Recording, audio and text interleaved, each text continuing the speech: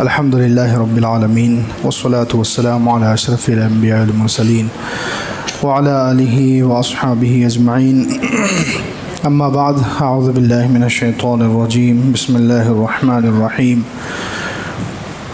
يا أيها الذين آمنوا توبوا إلى الله توبة نصوحا عسى ربكم أن يكفر عنكم سيئاتكم ويدخلكم جنات تجري من تحتها الأنهار يوم لا يخزي الله النبي والذين آمنوا معه نورهم يسعى بين أيديهم وبأيمانهم يقولون ربنا أتمم لنا نورنا واغفر لنا إنك على كل شيء قدير. صدق الله العظيم. وقال النبي صلى الله عليه وسلم إن الله يقبل توبة العبد ما لم يغرغر أو كما قال عليه الصلاة والسلام. اللهم صل على سيدنا محمد وعلى آل سيدنا محمد وبارك وسلم. اللهم صل على سيدنا محمد وعلى آل سيدنا محمد وبارك وسلم. اللهم صل على سيدنا محمد وعلى آل سيدنا محمد وبارك وسلم.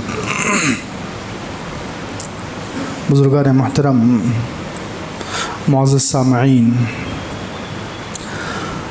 اللہ رب العزت کے ہم سب پر بے انتہا احسانات ہیں. اللہ تعالیٰ اپنے بندوں پر بہت زیادہ مہربان ہیں. قرآن پاک میں اللہ رب العزت نے فرمایا وَهُوَ الْغَفُورُ الْوَدُودُ. اللہ تعالیٰ معاف کرنے والا اور محبت فرمانے والا ہے. کتنا پیارا جملہ ہے اور کتنی پیاری یہ آیت ہے 30ویں پارے کی. اللہ رب العزت کی محبت کا اندازہ لگائیں اور اس کو ایک مثال سے سمجھیں. اللہ تعالیٰ فرماتے ہیں وَهُوَ الْغَفُورُ الْوَدُودُ.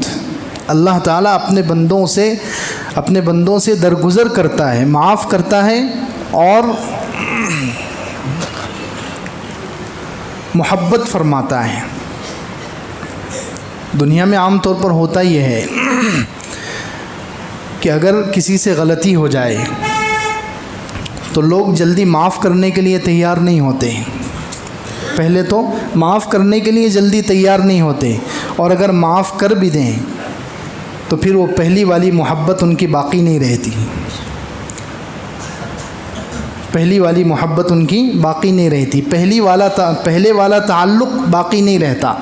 پہلے جیسی محبت نظر نہیں آتی، پہلے جیسا معاملہ نہیں ہوتا. یہ اللہ رب العزت کی اکیلی ذات ہے. کیا فرما رہے ہیں؟ وَهُوَ الْغَفُورُ الْوَدُودُ. اللہ تعالیٰ معاف کرتا ہے. جیسے کسی عورت کے 3-4 بچے ہوں، اس میں سے ایک بچہ جو ہے وہ غلاظت میں، پیشاب میں لتھڑا ہوا ہے. اس نے پیشاب کر دیا، گندگی کر دی. تو اب ماں کیا کرتی ہے؟ ماں اس کو صاف کرتی ہے، اور صاف کرنے کے بعد آپ دیکھیں گے ماں سب سے پہلا کام کیا کرتی ہے؟ اس کو چومتی ہے.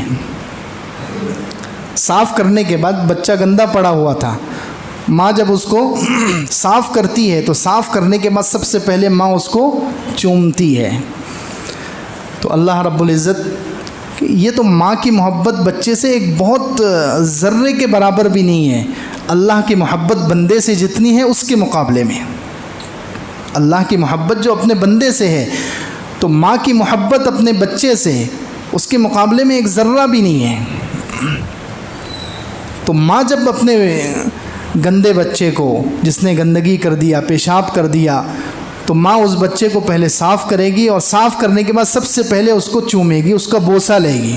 تو گویا اللہ رب العزت اس کا منظر پیش کرے اِنَّهُ وَهُوَ الْغَفُورُ الْوَدُودُ. اللہ تعالیٰ جو بندہ گناہ کرتا ہے، صبح گناہ، شام گناہ، دن اور رات گناہ، آنکھوں سے گناہ، ہاتھ سے گناہ، زبان سے گناہ، جسم کے ہر حصے سے وہ گناہ کرتا ہے، لیکن جیسے ہی اس کو احساس ہوا، جیسے ہی اس کے دل میں آیا کہ میں نے اپنے پیارے رب کو ناراض کر دیا ہے، میں نے اپنے پیارے اللہ کو ناراض کر دیا، جیسے ہی اس کے دل میں یہ احساس جاگا، شرمندگی اور ندامت پیدا ہوئی، اور وہ اللہ رب العزت کے در پر آ کر معافی مانگتا ہے تو اللہ رب العزت غفور معاف کر دیتے ہیں، اور ودود جیسے اللہ کی رحمت اس کو چوم لیتی ہے،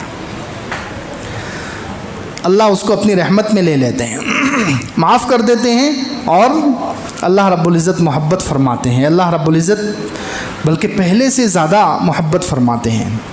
اسی لیے حدیث میں فرمایا گیا کہ اللہ رب العزت نے رحمت کے 100 حصے ہیں اللہ کی رحمت کے، جس میں سے ایک حصہ اللہ تعالیٰ نے دنیا میں اتارا ہے۔ اب اندازہ لگائیں، ایک حصہ محبت کا اتنا بڑا ہے، محبت کا ایک حصہ اتنا وسیع ہے، اتنا بڑا ہے کہ جس کی وجہ سے ماں اپنے بچے سے محبت کرتی ہے۔ اب دنیا میں کوئی ایک ماں ہے؟ اربوں خربوں مائیں ہیں، آج تک آئی اور قیامت تک آئے گی۔ تو ہر ماں کو اس ایک حصے میں سے ایک ذرہ ملا ہے، کتنا چھوٹا ذرہ ملا ہوگا، تب جا کر یہ ماں اتنی محبت کرتی ہے۔ ڈیوائیڈ کرو ایک محبت کے ایک حصے کو، ساری ماؤں پر تقسیم کرو۔ دنیا کی اربوں خربوں مائیں ہیں، اور صرف انسانوں میں ہی نہیں، جانوروں میں بھی تو مائیں ہیں، جانوروں میں بھی مائیں ہیں۔ تو انسانوں کی مائیں، جانوروں کی مائیں، سب کی ماؤں کو اس ایک محبت کے حصے میں سے تھوڑا سا حصہ ملا ہے۔ پھر بھائی بھائی سے محبت کرتا ہے، بھائی بھائی کے ساتھ رحمت کا رحم کا معاملہ کرتا ہے، یہ بھی اسی ایک میں سے تقسیم ہوا ہے۔ باپ بیٹے کے ساتھ رحمت کا معاملہ کرتا ہے، بیٹا باپ کے ساتھ رحمت کا معاملہ کرتا ہے، دوست دوست کے ساتھ رحمت کا معاملہ کرتا ہے، پڑوسی پڑوسی کے ساتھ محبت کا معاملہ کرتا ہے، رشتہ دار کے ساتھ محبت کا معاملہ کرتا ہے۔ تو یہ سب جو ایک محبت کے حصے کا کمال ہے۔ تو جس اللہ کے پاس 99 ہوں تو وہ اللہ کی کتنی محبت ہوگی۔ اللہ رب العزت کے پاس 99 حصے ہیں، اسی لیے اللہ رب العزت انسانوں پر احسانات دنیا میں کرتے ہیں اسی محبت کی وجہ سے۔ اللہ تعالیٰ کے پاس جو 99 حصے ہیں، اس لیے اللہ تعالیٰ ہمارے اوپر اللہ تعالیٰ نے کتنے احسانات کیے، انسان بنا دیا۔ جس وقت ہم دنیا میں پیدا ہو رہے تھے، اندازہ لگائیے اس وقت کتنے جانوروں کے بھی تو بچے پیدا ہوئے ہوں گے۔ اسی لمحے، جس منٹ میں ہم دنیا میں آئے تو ہزاروں جانوروں کو بھی بچے ہوئے ہوں گے۔ اللہ تعالیٰ چاہتا کسی جانور کے یہاں ہمیں پیدا کر دیتا، کسی جانور کا بچہ بنا دیتا، لیکن نہیں، اللہ رب العزت نے انسان کا بچہ بنایا ہے۔ نہیں اللہ کا احسان کتنا بڑا احسان ہے، اللہ نے انسان بنایا، پھر مسلمان بنایا، ایک ہی وقت میں کتنے سارے بچے پیدا ہوئے، پھر بہترین شکل و صورت عطا فرمائی، کتنے احسانات ہیں۔ پھر اللہ رب العزت کا ایک بہت بڑا احسان، علماء کرام فرماتے ہیں، مفسرین نے لکھا ہے اپنی تفسیروں میں، ایک بہت بڑا اللہ کا احسان انسان کے ساتھ یہ ہے کہ انسان کو اللہ تعالیٰ نے ہاتھ سے کھانے کی توفیق دی۔ سبحان اللہ، ہر جانور منہ سے کھاتا ہے۔ جانور کیسے کھاتا ہے؟ منہ سے، یعنی کھانے کے لیے اس کو اپنا منہ زمین پر لگانا پڑتا ہے، زمین پر جھکانا پڑتا ہے۔ اللہ نے فرمایا میرے بندے نہیں، تیرا سر صرف میرے سامنے جھکے گا، کھانے کے لیے نہیں جھکے گا، کھانا تو ہاتھ سے لے کر منہ میں ڈال لیا کر۔ ہاتھ سے کھانا بھی انسان پر اللہ کا کتنا بڑا احسان ہے، ورنہ جانوروں کی طرح اگر ہم بھی منہ جو ہے پلیٹ تک لے کر جاتے، زمین پر رکھتے، تو انسان کی کتنی سبکی بے عزتی ہوتی، انسان کی شرافت اور کرامت کے خلاف تھا، انسان کے اونچے مقام کے خلاف تھا۔ تو اللہ رب العزت نے اس کو ہاتھ سے کھانے کی توفیق دے دی، ہاتھ سے کھانا سکھا دیا۔ تو اسی اللہ رب العزت کی محبت کا کرشمہ ہے کہ اللہ نے ہم پر اتنے احسانات کیے۔ پھر اس کے بعد اسی محبت کی وجہ سے اللہ کو جو انسانوں سے محبت ہے، اللہ کے پاس جو محبت کے 99 حصے ہیں، اس کی وجہ سے ایک تو اللہ تعالیٰ انعامات کرتے ہیں، احسانات کرتے ہیں، دوسرے پھر اللہ رب العزت انسان مسلمان کی خاص طور سے بخشش کے لیے اللہ رب العزت بہانے ڈھونڈتے ہیں۔ انسان کو بخشنے کے، انسان کے گناہوں کو معاف کرنے کے لیے اللہ تعالیٰ نے بہانے رکھے ہیں، بہانے سے اللہ تعالیٰ مغفرت کر دیتے ہیں، بخش دیتے ہیں۔ یہ اللہ کی محبت کی وجہ سے۔ کتنے بہانے ہیں، وضو کرو تو وضو سے ہمارے گناہ معاف ہوتے ہیں نا، وضو کے ہر قطرے کے ساتھ اللہ کے رسول صلی اللہ علیہ وسلم کی حدیث ہے، وضو سے گناہ معاف ہوتے ہیں، نمازوں سے ہمارے گناہ معاف ہوتے ہیں، جمعے پڑھنے سے پچھلے جمعے تک کے گناہ معاف ہوتے ہیں، رمضان کے روزے رکھنے سے پچھلے رمضان سے اس رمضان تک کے گناہ معاف ہوتے ہیں، عید کی نماز پڑھنے سے پچھلی عید سے اس عید تک کے گناہ معاف ہوتے ہیں۔ یہ بخشش کے بہانے ہیں۔ انسان معافی نہ بھی مانگے، توبہ نہ بھی کرے، استغفار نہ بھی کرے، یہ اعمال کر لے تو اللہ تعالیٰ بخشش کے بہانے ڈھونڈ کر انسان کو بخشتے رہتے ہیں۔ یہ محبت کا حصہ ہے اللہ کا۔ یہ اسی محبت کی وجہ سے، اللہ کو جو ہم سے محبت ہے اس محبت کی وجہ سے اللہ تعالیٰ یہ سلوک کرتے ہیں۔ کتنے اللہ تعالیٰ نے اعمال دے دیے، بخشش کے بہانے بنا دیے کہ بس یہ عمل کر لو اور تمہاری بخشش۔ کتنے سارے اعمال دیے گئے، کسی کے ساتھ اچھا سلوک کر لو، کسی انسان کے ساتھ، ماں کے ساتھ، خالہ کے ساتھ، کسی رشتہ دار کے ساتھ صلہ رحمی کر لو، اس پر گناہ معاف ہوتے ہیں۔ راستے سے تکلیف دینے والی چیز ہٹا لو، اس پر گناہ معاف ہوتے ہیں۔ کتنے سارے اعمال ہیں کہ جن کی وجہ سے اللہ تعالیٰ، گویا اللہ تعالیٰ انتظار میں ہے، اللہ تعالیٰ انتظار کرتے ہیں کہ میرا بندہ کوئی عمل کر لے اور میں اس کو بخش دوں، انتظار میں رہتے ہیں، بخشنے کے بہانے تلاش کرتے ہیں کہ کوئی عمل کر لے، کسی عمل سے گزر جائے۔ اسی میں سے یہ ایک رات بھی ہے، یہ رات ہے رمضان کا مہینہ، رمضان کی جو آخر عشرے کی طاق راتیں ہیں، یہ سب مغفرت کے لیے آتی ہیں کہ کسی طریقے سے میں اپنے بندے کو پاک کر دوں، کسی طریقے سے میں اپنے بندے کو بخش دوں، اپنے بندے کو معاف کر دوں، اس کا کھاتا صاف کر دوں، اس کے نامہ اعمال پاک کر دوں۔ اللہ تعالیٰ انتظار کرتے ہیں، اللہ تعالیٰ بہانے ڈھونڈتے ہیں انسانوں کو۔ اور تیسری بات، اللہ کی جو محبت ہے وہ بے غرض محبت ہے۔ دنیا میں جس کی بھی محبت ہے سب کے پیچھے کچھ نہ کچھ غرض ہے۔ ماں بیٹے سے محبت کرتی ہے، بیٹا ماں سے محبت کرتا ہے، باپ بیٹے سے محبت کرتا ہے، بیٹا باپ سے محبت کرتا ہے، بہن بہن سے، بھائی بھائی سے، دوست دوست سے، سب کے پیچھے کچھ نہ کچھ غرض چھپی ہوئی، سب کے پیچھے کچھ نہ کچھ مقصد چھپا ہوا ہے، کوئی نہ کوئی غرض۔ استاذ اور شاگرد ہے، دینی استاذ ہے، تب بھی اس کے پیچھے غرض چھپی ہوتی ہے کہ میں اس شاگرد کو قرآن پڑھا دوں گا تو اللہ تعالیٰ میری بخشش کر دیں گے، قیامت کے دن میری نجات۔ کم دنیا یا آخرت کی کوئی نہ کوئی غرض چھپی ہوتی ہے، دنیا یا آخرت کی کوئی نہ کوئی غرض ہر محبت میں چھپی ہوئی ہے۔ دنیا کی کوئی بھی محبت بے غرض نہیں ہے، صرف اللہ کی محبت جو بندے کے ساتھ ہے وہ بے غرض ہے۔ کل یریدک لنفسہ وانا اریدک لک، میرے بندے سب تجھ سے محبت کرتے ہیں اپنے لیے، میں تجھ سے محبت کرتا ہوں تیرے لیے۔ سب محبت کرتے ہیں اپنے لیے، جو بھی محبت کریں گے ان کا کوئی نہ کوئی فائدہ، کوئی نہ کوئی غرض، کوئی نہ کوئی مقصد چھپا ہوگا، لیکن اللہ رب العزت محبت کریں گے۔ اب بتاؤ ہم سے محبت کر کے اللہ کو کوئی فائدہ ہے؟ اللہ کی شان میں کوئی اضافہ ہونے والا ہے؟ نہیں۔ اللہ کے خزانوں میں کوئی اضافہ ہونے والا ہے؟ نہیں۔ اللہ تعالیٰ کو ہم سے کوئی فائدہ جڑا ہوا ہے؟ کچھ بھی نہیں۔ اللہ کی جو انسان سے محبت ہے وہ بے غرض ہے، اس کے پیچھے کوئی چھپا ہوا نہیں۔ ہم محبت کرتے ہیں اللہ سے، اس کے پیچھے تو ہماری اغراض چھپی ہوئی ہے، لیکن اللہ جو بندے سے محبت کرتا ہے اس کے پیچھے کچھ بھی نہیں چھپا ہوا، بے غرض محبت۔ تو اندازہ لگائیں اللہ رب العزت کی محبت کی کیا کیا کرشمے ہیں، اللہ رب العزت کی محبت میں کیا کیا چھپا ہوا ہے۔ اسی لیے اللہ رب العزت توبہ کی طرف دعوت دیتے ہیں۔ اللہ تعالیٰ بندوں کو اعمال کی بہانے بھی ڈھونڈتے ہیں اور توبہ کی طرف بلاتے ہیں، کسی نہ کسی طریقے سے میرا بندہ توبہ کر لے، اللہ تعالیٰ سے معافی مانگ لے۔ اور کتنی رحیم ذات ہے اللہ تعالیٰ کی، کتنی کریم ذات ہے اللہ تعالیٰ کی، کتنی کریم ذات ہے۔ کیسے کیسے گنہگاروں کو، کتنے بڑے بڑے گنہگاروں کو اللہ رب العزت کتنی آسانی سے معاف کر دیتے ہیں، بڑے بڑے گنہگاروں کو آسانی سے چھوٹی چھوٹی چیز پر بخشش کر دیتے ہیں۔ بنی اسرائیل کا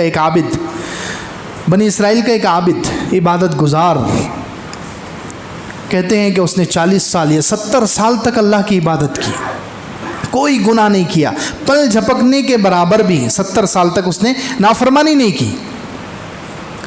70 سال کے بعد ایک مرتبہ وہ اپنے صومعے سے نکلا، اپنی عبادت خانے سے نکلا، کسی غرض سے کسی کام کے لیے نکلا، راستے میں اس کو ایک لڑکی پسند آ گئی، راستے میں اس کو ایک لڑکی خوبصورت پسند آ گئی، اس نے اس کے ساتھ زنا کر لیا۔ نعوذ باللہ، یہ بڑی خطرناک چیز ہے۔ اللہ ہم سب کی، ہمارے نوجوانوں کی، ہماری اولادوں کی اور پوری امت کی حفاظت فرمائے۔ زنا بہت خطرناک گناہ ہے، اور بہت تیزی سے پھیلایا جا رہا ہے. پھیل رہا ہے نہیں، پھیلایا جا رہا ہے. ہمارے محلوں میں، ہمارے گلیوں میں یہ چیز بہت عام ہو چکی ہے، حالانکہ گناہ بڑا خطرناک ہے. حدیث پاک میں اس کی قباحت میں کیا ارشاد فرمایا گیا کہ جب بندہ لا یزنی الزانی حین یزنی وہو مؤمن، جس وقت زنا کرنے والا زنا کے عمل میں مبتلا ہوتا ہے اس وقت وہ مومن نہیں رہتا. علماء کرام حدیث کے جو شارحین ہیں وہ کہتے ہیں کہ جب انسان کبھی زنا میں لگا ہوتا ہے، زنا کر رہا ہوتا ہے، اس وقت اس کے دل سے ایمان نکل جاتا ہے، ایمان نکل کر ایک طرف کھڑا ہو جاتا ہے جب تک وہ اس عمل سے فارغ نہ ہو. جب عمل سے فارغ ہو جائے گا دوبارہ ایمان اس کے دل میں آ جائے گا. لیکن خدا نہ خواستہ اگر اسی عمل کے کرتے وقت اگر اس کی موت آ گئی تو پھر تو اس کا ایمان تو باہر کھڑا ہوا ہے، اس کا ایمان تو ایک طرف کھڑا ہوا ہے. اللہ کے رسول اللہ علیہ وسلم نے فرمایا کہ جس وقت زنا کرنے والا زنا کرتا ہے اس وقت وہ مومن نہیں رہتا. تو علماء نے اس کی شرح میں لکھا کہ کیسے مومن نہیں رہتا، کہ اس کا ایمان ایک طرف نکل کر کھڑا ہو جاتا ہے. تو اب بتائیے کتنا خطرناک گناہ ہے کہ وہ گناہ کے وقت جو ہے ایمان بھی برداشت نہیں کرتا، ایمان دل سے نکل جاتا ہے. تو وہ بنی اسرائیل کا عابد 70 سال اس نے عبادت کی، 70 سال اس نے اللہ رب العزت کو خوش کیا، اچھے اعمال کیے، کوئی گناہ نہیں کیا. لیکن جیسے ہی نیچے آیا اپنے عبادت خانے سے اور زنا میں مبتلا ہوا، اور زنا میں مبتلا ہونے کے بعد وہ نہر پر گیا، اس نے غسل کیا اور اس کی موت قریب تھی، بس موت آ رہی تھی اس کی. اس وقت اس نے ایک مانگنے والا، ایک فقیر اس کے پاس آ گیا، اس کے پاس 2 روٹیاں تھیں، اس نے ایک روٹی اس میں سے صدقہ کر دی اور پھر اس کا انتقال ہو گیا. اب اللہ رب العزت کی جب سامنے گیا، اللہ رب العزت کے سامنے جب اس کی پیشی ہوئی تو اس کی 70 سال کی عبادت کو تولا گیا. اس سے بھی اندازہ لگائیں، اس روایت سے اندازہ لگائیں کہ زنا کتنا خطرناک گناہ ہے. زنا معمولی سمجھ رہے کتنا خطرناک گناہ ہے کہ 70 سال کی عبادت کو ایک پلڑے میں رکھا گیا اور ایک زنا کو ایک پلڑے میں رکھا گیا تو زنا کا وزن زیادہ ہو گیا. 70 سال کی عبادت اس کے مقابلے میں ہلکی ہو گئی. اللہ اکبر. اب وہ پریشان ہو گیا کہ میں نے 70 سال عبادت کی ہے، 70 سال اللہ رب العزت کو خوش کیا ہے، یہ کیا کہ ایک زنا کی وجہ سے پوری 70 سال کی عبادت بیکار ہو گئی. لیکن پھر موت سے پہلے پہلے جو اس نے ایک روٹی صدقہ کی تھی، اس صدقے کی روٹی کو نیکیوں کے پلڑے میں رکھا گیا تو نیکیوں کا پلڑا جھک گیا، اللہ نے اس کی بخشش کر دی. سبحان اللہ. تو دیکھیں اللہ رب العزت، زنا کتنا خطرناک گناہ ہے، اور دوسری طرف یہ بھی دیکھیں کہ اللہ رب العزت کتنا مہربان ہے. ایک روٹی کے ٹکڑے کی وجہ سے، ایک سوکھی روٹی کی وجہ سے اللہ تعالیٰ نے اس کی بخشش کر دی. زنا جو 70 سال کی عبادت پر بھاری پڑ گیا تھا، ایک روٹی کا ٹکڑا صدقہ وہ اس زنا پر بھاری پڑ گیا. تو اندازہ لگائیں اللہ رب العزت کتنے مہربان ہیں، کتنے بخشنے والے ہیں، کتنے محبت فرمانے والے ہیں، کتنے احسان فرمانے والے ہیں. بندوں کے ساتھ کتنا بہترین اللہ رب العزت کا معاملہ ہے. بنی اسرائیل کا ہی ایک آدمی ہے. دیکھو دنیا میں ایک درخت پایا جاتا ہے جس کو عربی میں سرو کا درخت کہتے ہیں اور انگلش میں پتہ نہیں کیا نام ہے اس کا. عام طور پر وہ درخت جو ہے عیسائی لوگ جب کرسمس کا موقع ہوتا ہے تو ان کے ایک درخت کی فوٹو آتی ہے، اس درخت پر وہ لائٹنگ لگاتے ہیں. اس کو جو ہے عربی میں سرو کا درخت کہتے ہیں. وہ سب سے پہلے درخت کیسے اگا، اس کی تاریخ کیا ہے؟ تو کعب احبار رحمۃ اللہ علیہ جو بہت بڑے تابعی ہیں، وہ پہلے یہودیوں کے بہت بڑے عالم تھے، بعد میں مسلمان ہو گئے تو تابعی بن گئے. بہت سارے صحابہ کرام سے انہوں نے علم حاصل کیا. تو ہمارے دین کے بھی بہت بڑے عالم تھے اور پچھلی کتابوں کے بھی بہت بڑے عالم تھے. انہوں نے اس کی تاریخ بیان کی کہ وہ سرو کا جو درخت ہے وہ کیسے دنیا میں وجود میں آیا، سرو کا درخت کیسے دنیا میں پیدا ہوا، کیسے وجود میں آیا. تو کہتے ہیں بنی اسرائیل میں ایک آدمی تھا، ایک نوجوان، اس نے زنا کر لیا.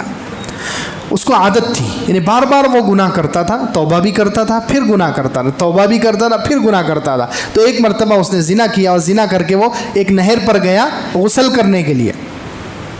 نہر پر غسل کرنے کے لیے گیا تو جیسے ہی وہ نہر کے قریب پہنچا، نہر میں وہ قدم رکھ رہا ہے تو نہر سے آواز آئی.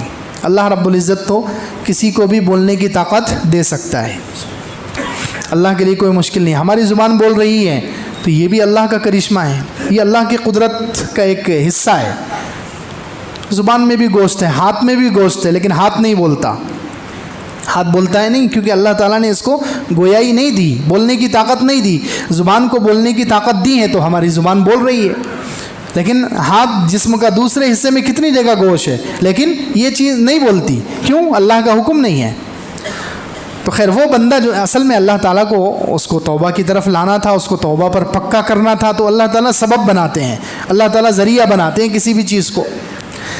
تو یہ بندہ زنا کرنے کے بعد نہانے کے لیے گیا.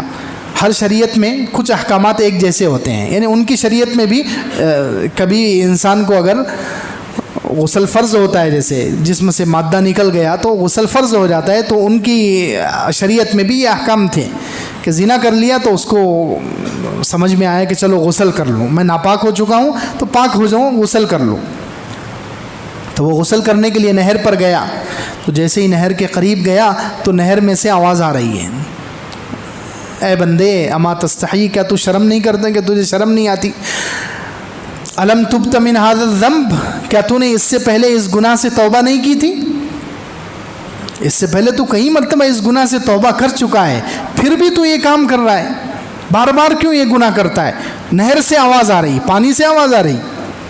اب یہ بڑا حیران ہوا.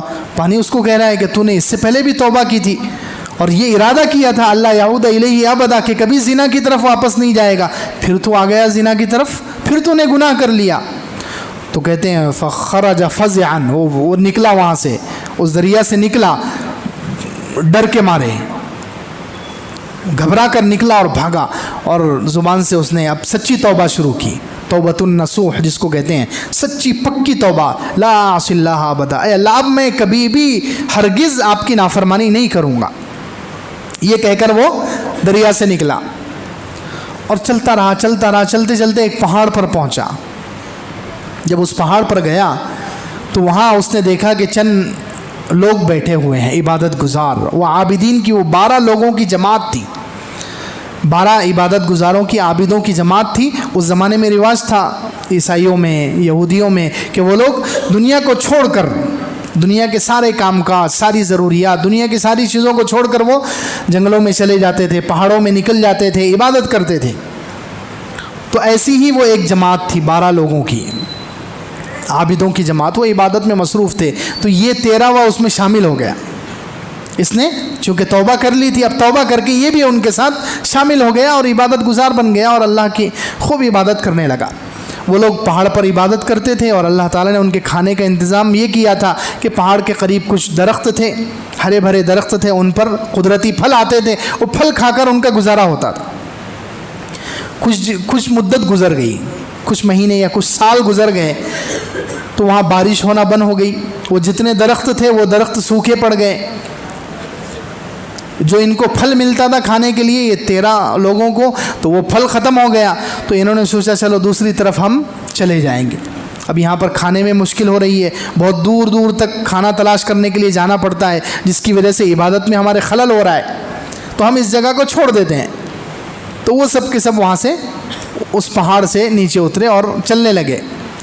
چلتے چلتے وہ سب اسی نہر کے پاس پہنچ گئے جس نہر نے اس کو آواز دی تھی. اس نہر کے پاس پہنچ گئے.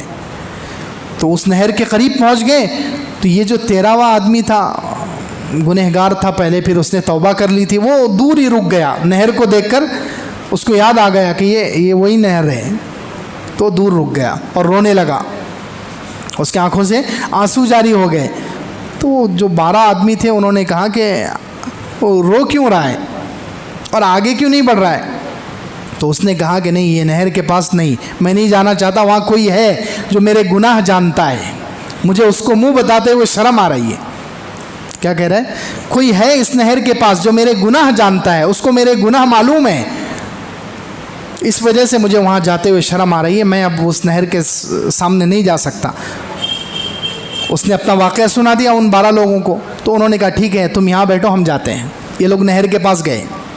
اب دیکھیں جب توبہ کر لیا تو توبہ کے بارے میں حدیث پاک میں آتا ہے، قرآن میں ہے ان اللہ یحب التوابین، بار بار جو توبہ کرتے ہیں اللہ ان سے محبت کرتا ہے۔ دیکھیں ہم سوچتے ہیں، ہم عام طور پر شیطان ہمیں ورغلاتا ہے، بہکاتا ہے کہ بار بار ہم گناہ کر رہے ہیں، بار بار توبہ کیوں کریں، ہمیں شرم آتی ہے۔ حالانکہ اللہ تعالیٰ خود دعوت دے رہے ہیں کہ بار بار توبہ کرو، 100 بار توبہ شکستی بازا، 100 بار روزانہ توبہ ٹوٹ جائے، 1000 بار روزانہ توبہ ٹوٹ جائے، پھر بھی توبہ کرنی چاہیے۔ توبہ کا حکم اللہ تعالیٰ نے دیا ہے، اور بار بار توبہ کرنے والے کو اللہ تعالیٰ پسند کرتے ہیں، یہ قرآن میں اللہ نے فرمایا ہے، حدیث میں اس کی ترغیب دی گئی ہے۔ تو بار بار توبہ کرنا چاہیے، روزانہ چاہے 100 بار کریں، 1000 بار کریں، توبہ سے کبھی رکنا نہیں چاہیے۔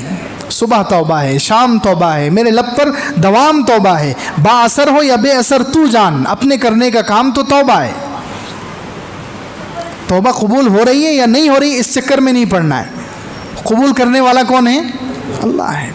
ہمارا کام یہ نہیں ہے کہ قبول ہو رہی ہے یا نہیں، قبول ہو رہی ہے تو میں کرتا رہوں گا، نہیں ہو رہی ہے تو چھوڑ دوں گا، نہیں، ہمارا کام توبہ کرنا ہے، صبح توبہ، شام توبہ، میرے لب پر دوام توبہ، ہمیشہ میرے زبان پر توبہ، میرے ہونٹ میں ہمیشہ توبہ میں تر رہتے ہیں۔ تو ہمارا کام توبہ کرنا ہے، قبول کرنا اللہ کا کام ہے، کسی نہ کسی دن تو قبول ہو ہی جائے گی۔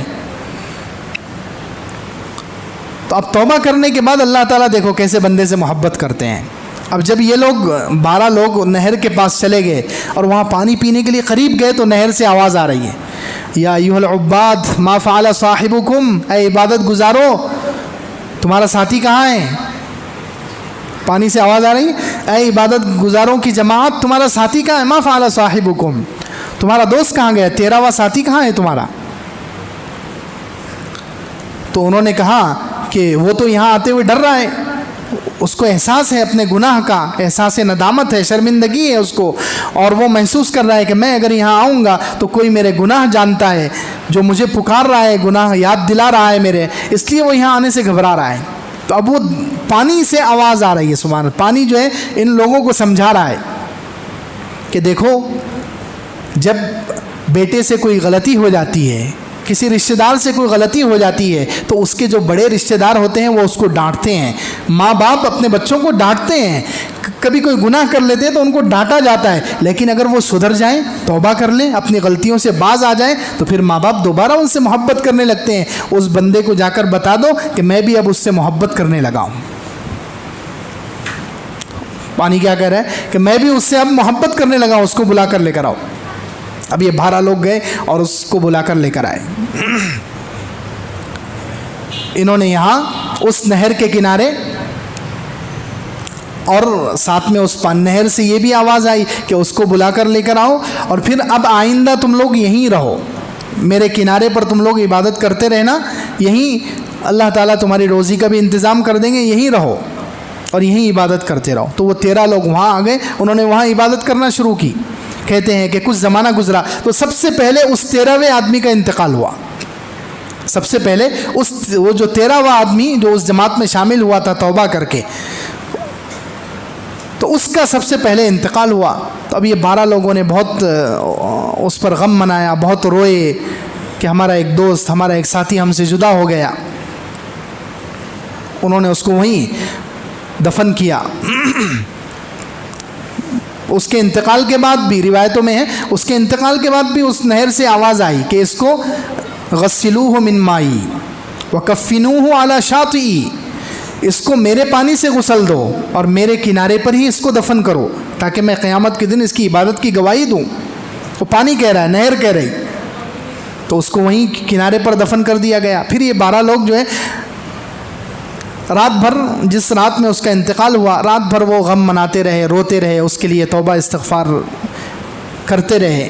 کہتے ہیں تھوڑی دیر ان کی نیند لگ گئی، رات میں تھوڑی دیر ان کی نیند لگ گئی، تو جیسے ہی وہ نیند سے ہوشیار ہوئے، نیند سے جاگے بیدار ہوئے، تو کیا دیکھتے ہیں کہ وہاں یہ سرو کا درخت، یہ سرو کے جو درخت ہیں، یہ درخت وہاں پر 12 اگے ہوئے ہیں۔ 12 لوگوں کے لیے اللہ تعالیٰ نے وہاں 12 درخت اگا دیے۔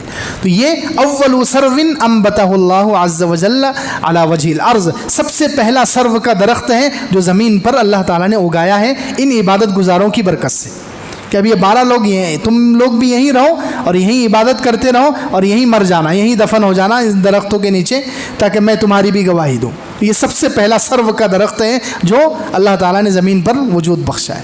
تو بات چل رہی ہے کہ اللہ رب العزت کو توبہ کرنے والے کتنے پسند ہیں, اللہ تعالیٰ کتنے مہربان ہیں. بندہ گناہ کرتا ہے تو یہ اللہ کی محبت کی وجہ سے کہ اللہ کے پاس جو رحمت کے 99 حصے ہیں اس کی وجہ سے اللہ رب العزت بندے کی توبہ کو کتنے جلدی قبول کر دیتے ہیں. کیسے بڑے بڑے گناہ گاروں کو اللہ تعالیٰ معاف کر دیتے ہیں. کتنے بھی بڑے گناہ ہوں, ہمارے گناہ ہمارے اعتبار سے بڑے ہوتے ہیں, ہماری نگاہ میں بڑے ہوتے ہیں. اللہ رب العزت کی رحمت کا جو دریا ہے اس کے مقابلے میں بہت چھوٹے ہیں. اللہ کی رحمت بہت وسیع ہے. وَرَحْمَتِي وَسِعَتْ كُلَّ شَيْءٍ, اللہ تعالیٰ نے قرآن میں فرمایا میری رحمت ہر چیز کو گھیرے ہوئے ہے, ہر چیز کو گھیرے ہوئے اللہ کی رحمت. اسی لیے اللہ رب العزت کی یہی رحمت اور یہی محبت جو اللہ کے پاس اتنے 99 حصے ہیں, قیامت کا دن جب ہوگا تو سب سے پہلے اللہ کے رسول صلی اللہ علیہ وسلم جو ہمارے آقا, ہمارے نبی, ہمارے لیے دل اور جان سے بہتر, ہمارے لیے جان و تن سے بہتر, پسندیدہ اور محبوب, سب سے پہلے حضور پاک صلی اللہ علیہ وسلم شفاعت کریں گے, سفارش کریں گے, مومنوں کی, انسانوں کی شفاعت کریں گے. اس کے بعد پھر سلسلہ وار تمام انبیاء کریں گے, اولیاء کریں گے, صلحاء کریں گے, علماء کریں گے, حفاظ کریں گے. سب کو اللہ تعالیٰ موقع دیں گے, سب سفارش کریں گے. جب سب کی سفارش ختم ہو جائے گی, دیکھیے یہی اللہ رب العزت کی محبت, کتنی اللہ کو محبت ہے اپنے بندوں سے. جب سب کی سفارش ہو جائے گی, جنتی جنت میں پہنچ جائیں گے, جہنمی جہنم میں جلتے رہیں گے, جل کر جہنم میں جلنے والے کوئلہ ہو جائیں گے. تو اب اللہ رب العزت اپنے اللہ کے جیسے ہاتھ ہیں, اللہ کی شاہ نشان, 3 مٹھی بھر کر, 3 لب بھر کر اللہ تعالیٰ جہنم سے نکالیں گے اور جنت میں ڈالیں گے. یہ دونوں ہاتھ ایسے, ہم کوئی جو ہے ہمارے سامنے اناج ہو یا کوئی چیز ہو تو ہم بھر کر لیتے ہیں, پانی پیتے ہیں. تو اللہ رب العزت اس طریقے سے 3 مرتبہ, جیسے اللہ کی شان ہے, اللہ کے ہاتھ ہمارے جیسے نہیں ہے, اللہ کی جیسی شان ہے, 3 مرتبہ اللہ رب العزت 3 لب بھریں گے جہنم سے اور ان کو اپنی رحمت سے جنت میں ڈالیں گے. اب اندازہ لگائیے کتنی اللہ رب العزت کی رحمت ہے اور اللہ رب العزت کو کتنی محبت ہے. اللہ رب العزت کو کتنی محبت ہے اپنے بندوں سے. اس لیے ہمیں بار بار توبہ کرنی چاہیے, توبہ کی عادت ڈالنی چاہیے. توبہ اللہ تعالیٰ کو پسند ہے. عجیب بات فرمائی گئی ایک اثر میں, صحابی کا قول ہے, کیا فرماتے ہیں وہ, للہ افرح بتوبۃ العبد, اللہ رب العزت بندے کی توبہ سے ایسے خوش ہوتے ہیں جیسے من الضال الواجد ومن العقیم الوالد ومن الظمآن الوارد. اللہ رب العزت بندے کی توبہ سے اس سے بھی زیادہ خوش ہوتے ہیں جیسے کوئی شخص جس کی کوئی چیز کھو جائے, کوئی چیز گم جائے, کوئی بہت قیمتی چیز ہے, بہت قیمتی ہیرا تھا, بہت قیمتی کوئی چیز تھی, بہت مہنگی کوئی چیز تھی اور وہ انسان کے پاس سے گم گئی, کھو گئی. اچانک وہ مل جائے تو انسان کو کتنی خوشی ہوتی ہے.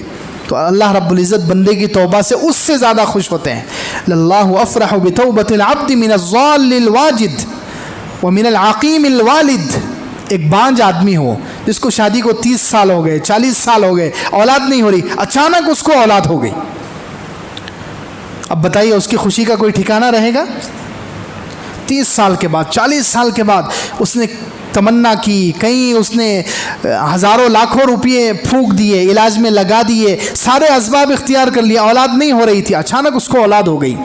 تو اس کی خوشی کا کیا ٹھکانہ ہے؟ اللہ رب العزت کو بندے کی توبہ سے اس سے زیادہ خوشی ہوتی ہے. من العقیم الوالد, بانج والد سے, ومن الظمآن الوارد, اور ایک پیاسا جو جنگل میں ہو جہاں پر پانی کا نام و نشان نہ ہو اور وہ بالکل پیاس کی وجہ سے مرنے کے قریب پہنچ جائے, پیاس کی وجہ سے اس کی موت اس کو نظر آنے لگے. اب ایسے وقت میں اچانک اس کو پانی مل جائے, اچانک اس کو پانی مل جائے تو اس کو کتنی خوشی ہوگی. اللہ رب العزت کو بندے کی توبہ سے اس سے زیادہ خوشی ہوتی ہے. اسی کو حدیث میں اللہ کے رسول صلی اللہ علیہ وسلم نے صحیح حدیث میں مثال سے سمجھایا کہ جیسے کوئی شخص, اللہ کو بندے کی توبہ سے کتنی خوشی ہوتی ہے کہ ایک شخص ہے جو سفر میں ہے, ایک شخص سفر میں چل رہا ہے, چلتے چلتے جنگل میں عرب کے صحرا میں پہنچ گیا، جہاں ریت ہی ریت ہوتی ہے، جہاں کوئی درخت نہیں ہوتا، جہاں باغات نہیں ہوتے، ہریالی نہیں ہوتی، پانی نہیں ہوتا، کنویں نہیں ہوتے، کچھ نہیں ہوتا، ایسی جگہ پر وہ سفر کر رہا ہے۔ سفر کرتے کرتے اچانک ایک جگہ ٹھہر گیا۔ اس کے پاس ایک اونٹ ہے، اس پر اس کے کھانے کا سامان، پینے کا سامان ہے۔ اس کو کچھ دیر کے لیے نیند لگ گئی، اس کو تھوڑی دیر کے لیے نیند آ گئی۔ جیسے ہی یہ نیند سے بیدار ہوا، نیند سے جاگا، تو اس نے دیکھا کہ اس کی سواری غائب ہے، اس کا پانی اور توشہ سب غائب ہو گیا۔ اب عرب کے صحرا میں، عرب کے جو صحرا ہوتے ہیں وہاں تو اگر کسی انسان کا توشہ اور پانی غائب ہو جائے، کھو جائے، گم ہو جائے، تو پھر تو اس کو کوئی آس نہیں رہتی، وہ بس موت کا انتظار کر۔ اس نے تلاش کیا، ادھر تلاش کیا، ادھر تلاش کیا، کہاں تلاش کرے گا؟ اس کی سواری، اس کا اونٹ بھاگ گیا۔ اب وہ بالکل مایوس ہو گیا، اس کو موت قریب نظر آنے لگی۔ اب وہ بس آنکھیں بند کر کے لیٹ گیا موت کے انتظار میں کہ اب میں موت کا استقبال کروں بھوک اور پیاس کی وجہ سے۔ اچانک آنکھ کھولی تو سامنے اس کا اونٹ موجود ہے، سامنے اس کا اونٹ ساز و سامان کے ساتھ موجود ہے۔ اب بتائیے، اس کو اتنی خوشی ہوئی، اتنی خوشی ہوئی کہ اس نے خوشی میں کیا کہا؟ اللہم انت عبدی وانا ربک، نعوذ باللہ، الٹا جملہ کہہ دیا، اے اللہ تو میرا بندہ، میں تیرا رب ہوں۔ اس کو اتنی خوشی ہوئی، اچانک اپنی سواری کو سامنے دیکھا، کھانا اور پانی مل گیا، تو اس نے خوشی میں کہنا چاہیے تھا کہ اے اللہ میں تیرا بندہ ہوں، تو میرا رب ہے، لیکن اس نے خوشی میں الٹا جملہ کہہ دیا۔ تو اس کی جو خوشی ہے، اللہ کے رسول صلی اللہ علیہ وسلم نے فرمایا، اللہ رب العزت کو بندے کی توبہ سے اس سے زیادہ خوشی ہوتی ہے۔ جب بندہ توبہ کرتا ہے، جب بندہ توبہ کرتا ہے تو اس بندے کو جو خوشی ملی ہے، اس کو دوبارہ گویا نئی زندگی مل گئی۔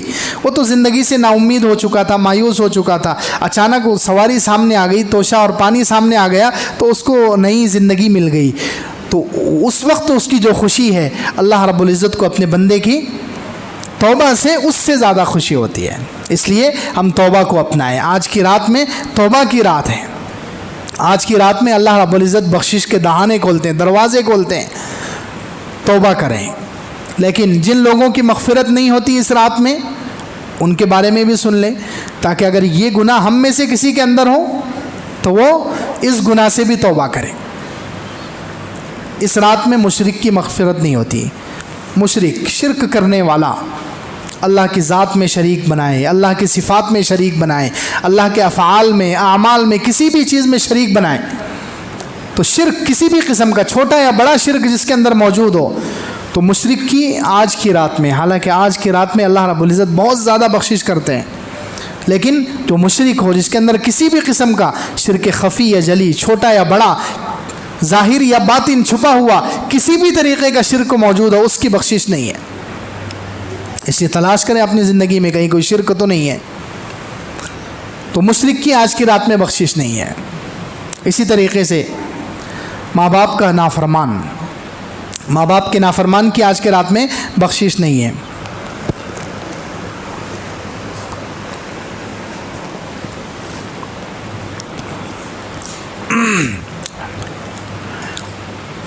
جو ماں باپ کا نافرمان ہے اس کی آج کی رات میں بخشش نہیں ہے، حالانکہ کیونکہ ماں باپ جو ہے انسان کے دنیا میں وجود میں آنے کا ظاہری سبب ہے، اصل سبب تو اللہ کا حکم ہے۔ انسان دنیا میں پیدا ہوا اللہ کے حکم سے، اصل خالق انسان کا اللہ ہے، لیکن ماں باپ ظاہری سبب ہے، ظاہری ذریعہ ہے۔ اس لیے قرآن پاک میں اللہ رب العزت نے تاکید کی ہے ماں باپ کے ساتھ اچھا سلوک کرنے کی، بار بار تاکید کی ہے، کئی جگہ پر تاکید کی ہے۔ توحید کے ساتھ اللہ نے ماں باپ کے ساتھ احسان کرنے کو بیان کیا ہے۔ وَوَصَّيْنَا الْإِنسَانَ بِوَالِدَيْهِ إِحْسَانًا حَمَلَتْهُ أُمُّهُ كُرْهًا وَوَضَعَتْهُ كُرْهًا۔ ہم نے انسان کو ماں باپ کے ساتھ احسان کی سلوک، احسان کی تاکید کی ہے۔ دیکھیے احسان، اکرام ایک ہے، انصاف اور ایک ہے سب سے بڑا درجہ احسان، حق سے زیادہ دینا اس کو کہتے ہیں احسان۔ احسان کس کو کہتے ہیں؟ جو حق ہے وہ دینا، یہ احسان نہیں ہے، یہ تو انصاف ہے۔ جتنا جس کا حق ہے اس کو حق دینا، یہ کیا ہے؟ انصاف۔ ماں باپ کے ساتھ اللہ تعالیٰ نے فرمایا وَوَصَّيْنَا الْإِنسَانَ بِوَالِدَيْهِ إِحْسَانًا، احسان کرو یعنی ان کے حق سے زیادہ دو، हमलतहु उम्मुहु कुरहा, माँ ने उसको बड़ी मशक्क़त से उठाया। माँ जब पेट में रखती है तो वो माँ ही को मालूम है कि दर्द कितना है और वो कितनी तकलीफ़ होती है, वो एक माँ ही, एक औरत ही समझ सकती है। हाँ, इसीलिए एक सहाबी के पास, अब्दुल्लाह इब्न उमर रज़ी अल्लाह अन्हु के पास एक शख्स आया था। अपनी माँ को उसने सफ़र किया, अपने कंधे पर बिठाकर सफ़र किया और कंधे पर बिठाकर उसने हज कराया, हज के सारे अरकान अदा कराए और फिर सहाबी के पास आया और सहाबी से आकर कहा कि क्या मैंने माँ का हक़ अदा कर दिया? तो सहाबी ने क्या, अब्दुल्लाह इब्न उमर रज़ी अल्लाह अन्हु या दूसरे सहाबी थे, उन्होंने इरशाद फरमाया कि तू जब तेरी माँ के पेट में था, तू जब तेरी माँ के पेट में था और उस वक्त तेरी माँ ने तकलीफ़ की वजह से जो एक आह भरी थी, तूने अभी उसे एक आह का भी हक़ अदा नहीं किया। एक आह, दर्द की वजह से जो माँ आह भरती है, तो इसको अल्लाह ताला हमलतहु उम्मुहु कुरहन, माँ ने उसको तकलीफ़ के साथ उठाया, व वज़अतहु कुरहा, और बहुत मशक्क़त के साथ उसको जना। फिर वह हमलुहु व फ़िसालुहु 30 शहरा, हमल की मुद्दत और दूध पिलाने की मुद्दत 30 महीने, 2.5 साल तक ये माँ की मशक्क़त है। तकरीबन 6 महीने से लेकर 9 महीने तक वो पेट में रखती है और उसके बाद 2 साल तक दूध पिलाती है। कितनी मशक्क़त है ये। दूध गोया वो अपना खून निचोड़ कर पिला रही है। दूध वो दूध नहीं होता, वो गोया माँ का खून होता है। इतनी आसानी से दूध नहीं बन जाता, उसमें कितने उसके खून के कतरे लगते हैं। इसलिए अल्लाह रब्बुल इज़्ज़त ने ताकीद की है, माँ के साथ एहसान, माँ के साथ अच्छा सलूक, बाप के साथ अच्छा सलूक। और जो माँ बाप के नाफरमान हैं उनके लिए सख्त वईद है, दुनिया में भी वो अजाब चखते हैं और आखिरत में भी। तो इसलिए माँ बाप के साथ अच्छे सलूक करने का हुक्म दिया गया है। इसलिए जो माँ बाप के नाफरमान हैं, आज की इस बख्शिश की रात में भी अल्लाह ताला उनको माफ़ नहीं करते, क्योंकि माँ बाप का बहुत बड़ा मकाम है, बहुत बड़ा मकाम है। माँ को जो बच्चे से मोहब्बत होती है, जो लगाव होता है, सुभान अल्लाह। एक वाक़े से अंदाज़ा लगाएं कि माँ अपने बच्चे पर कितनी, बच्चा कुछ भी करे, बाज़ मरतबा बच्चा जो है हद से गुज़र जाता है, माँ बाप की शान में गुस्ताखी कर देता है, बल्कि माँ को बाज़ मरतबा बच्चा मार भी देता है, लेकिन माँ तो माँ होती है। माँ की मोहब्बत तो माँ की मोहब्बत है जो किसी में नहीं आ सकती। अल्लाह करे कि जिनके ज़िंदा है वो कदर करने वाले बन जाएं, आमीन। माँ की मोहब्बत बड़ी अजीब है। अभी कुछ दिनों पहले का एक वाक़या, एक अरब शेख है, उन्होंने अपनी किताब में लिखा है, एक बच्चा था, वो 3 साल का था जब, खैर एक बच्चा था, उसके बाप का इंतकाल हो गया बचपन में। अब माँ अकेली थी, माँ ने उसको एक स्कूल में डाल दिया, उसको एक स्कूल में तालीम हासिल करने के लिए डाल दिया।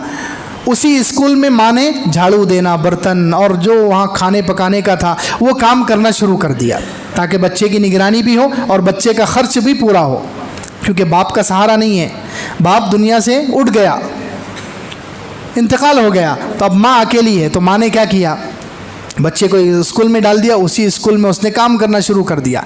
और उस बच्चे की जो माँ थी, उसकी एक आँख नहीं थी, पूरी एक आँख की जगह पर गड़ा था, तो उसकी शक्ल थोड़ी डरावनी लगती थी, ख़तरनाक शक्ल लगती थी। तो वो माँ जो है बच्चे की तालीम का पूछने के लिए कभी कभी क्लास में आ जाती, कभी कभी टीचर के पास आ जाती, उस्ताद के पास आ जाती, उससे पूछती कि मेरा बच्चा कैसे तालीम हासिल करता है। अब ये जो बच्चा है, ये बच्चा बड़ा ख़तरनाक था। ये बच्चा माँ को देखता तो उसको माँ पर बहुत गुस्सा आता, उसको माँ पर बहुत गुस्सा आता कि ये माँ जो है यहाँ क्यों आती है मुझे जलील करने के लिए। बच्चे मेरा मजाक उड़ाते हैं कि तेरी माँ की शक्ल कितनी ख़तरनाक है, एक आँख उसकी नहीं है, तो बच्चों के सामने मुझे जलील होना पड़ता है। तो माँ जब स्कूल में आती, क्लास में आती और उस्ताद से पूछती, तो ये बच्चा जब घर जाता तो माँ को खूब बात सुनाता, खूब लड़ता झगड़ता माँ से कि तू मेरे स्कूल में मत आया कर, मेरी क्लास में मत आया कर, तेरी वजह से मुझे ज़िल्लत उठानी पड़ती है, तेरी वजह से मुझे सुबकी उठानी पड़ती है, जलील होना पड़ता है, लोग मुझे ताना देते हैं कि तेरी माँ की शक्ल कितनी ख़तरनाक है। तो खैर माँ ने कहा ठीक है। माँ फिर भी उसकी तालीम जारी, माँ ने उसकी तालीम जारी रखी, उसको पढ़ाया, स्कूल से लेकर वह हाई स्कूल में चला गया, कॉलेज में चला गया, सिंगापुर चला गया। माँ ने सब खर्चे बर्दाश्त किए, लोगों के घरों पर काम कर कर के, लोगों के बर्तन धो धो कर, اسکولوں میں جھاڑو دے کر ماں نے پورے خرچے برداشت کیے. وہ سنگاپور میں گیا اور اعلیٰ تعلیم اعلیٰ ڈگری حاصل کر کے آیا, اور اس نے اب اس کو ماں کی شکل بھی دیکھنا ابھی بھی پسند نہیں ہے. اس نے جیسے ہی وطن آیا اپنا الگ سے گھر خرید لیا اور وہاں رہنے لگا. اس کی شادی ہو گئی, 2-4 بچے بھی ہو گئے. ابھی تک اس نے ماں کی کوئی خبر نہیں لی کہ میری ماں کس حال میں ہے. ماں کو کسی طریقے سے معلوم ہوا کہ میرا بچہ تعلیم حاصل کر کے آ گیا ہے. اس کا گھر ماں نے پتہ نکالا کہاں رہتا ہے, تو بڑی مشکل سے ماں پوچھتے پوچھتے اس کے مکان پر گئی.